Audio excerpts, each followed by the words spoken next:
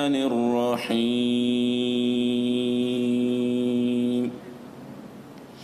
إن الله عليم خبير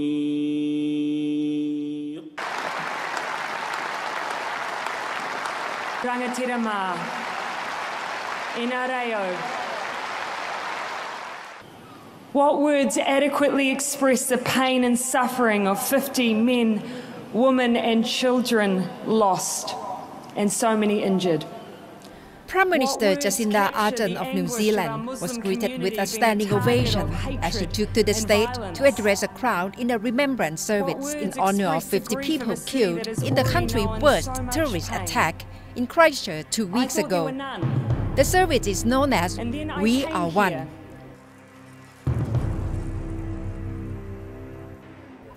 The attack on 15th of March was unprecedented and shocking for New Zealand. The Muslim community lost their loved ones, and the whole country shared the sentiment. Taha McPherson, New Zealand ambassador to Thailand, reflects the feeling of unity nationwide to come to grips with loss and recover with tolerance and inclusion. At the time of the attacks, I think our initial sort of feeling was one of horror and outrage at the attacks which targeted our Muslim community in Christchurch. That type of attack, that type of terrorist attack in New Zealand was really unprecedented. So as we're coming to grips with it and as we've come to grips with it over the last couple of weeks, I think we've become united really in grief and sympathy for the families of the victims themselves, and our broader community as well. But one point I think it's really important to stress is that we are united. An attack on our Muslim community really was an attack on all of us. Our Muslim community are a key part of our New Zealand population. They're our friends, they're our colleagues, they're our neighbours. So in many ways they are us. They have chosen to make New Zealand their home, and it is their home. They are us. The sentence, "They are us," from Prime Minister Ardern during the press conference just after the attack, reminds how New Zealand embraced the differences. The day after, Prime Minister Ardern wore the hijab during her visit to the community. She hugged and consoled Muslim men and women and refused to use the name of the chief suspect. We choose to honour the heroes and victims of this atrocity rather than giving the attacker the notoriety which we fear will serve to inspire other people to carry out similar attacks.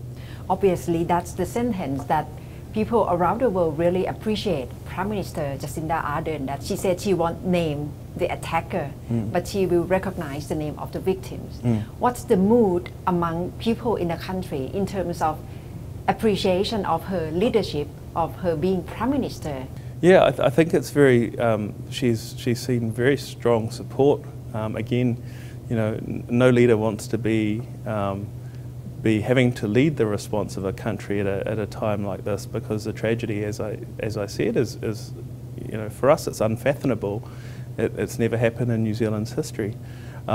So she has been a very steady leader, and I think a lot of people have spoken very positively about that. As I say, she has also seen strong unity amongst the other political parties and her government and her government's parties as well. But both on the international stage and domestically, her strong leadership, I think, has been of great comfort to a lot of us during this difficult time. I think her response was, I don't feel I'm demonstrating just leadership, I think I'm demonstrating humanity. And I think for a lot of us who are, particularly those of us who are away from home during tragedies like this, but who are having to participate in our government's response, having that kind of leadership has been very, very, as I said, for us, comforting and inspiring for those of us who are working as part of the government, as I'm sure it has been to a lot of New Zealanders. This terrorist sought to tear our nation apart with an evil ideology that has torn the world apart. But instead, we have shown that New Zealand is unbreakable. and that the world can see in us. Imam Fauda, who was one of the imams at the Al Nur Mosque, which is where one of the mosques that the terrorist attacked, put it very poignantly in terms of capturing the national mood when he was speaking at a service last Friday. And he said, New Zealand is unbreakable. We are heartbroken, but we will not be broken, and we will not let anyone divide us. And I think that quite poignantly captures our national mood right now. Not only new gun legislation are taken into action, but also a royal commission to investigate the terror attack is launched, and the public safety is priority.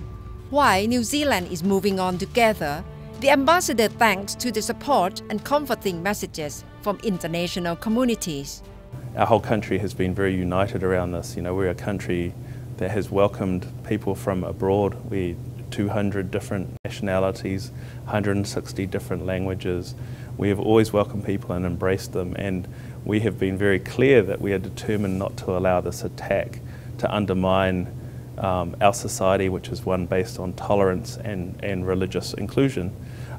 So in as far as changing the character of our nation, I don't think we are going to let that happen as a result of this attack. That being said, you can't deny the seriousness of an event like this for any country, and I think we will go through the grieving. We will look into how the attack happened and why. You know, we will take measures to prevent future attacks like this happening. But at the end of the day, I think one of the things to have come out of this attack is that we are very determined not to let it undermine the core values that we see as important to our New Zealand identity, and these include diversity, inclusion, tolerance and kindness. The road may be long in terms of investigating the details behind the attack, but the whole world is witnessing from New Zealand how love and humanity can overcome anger and hatred.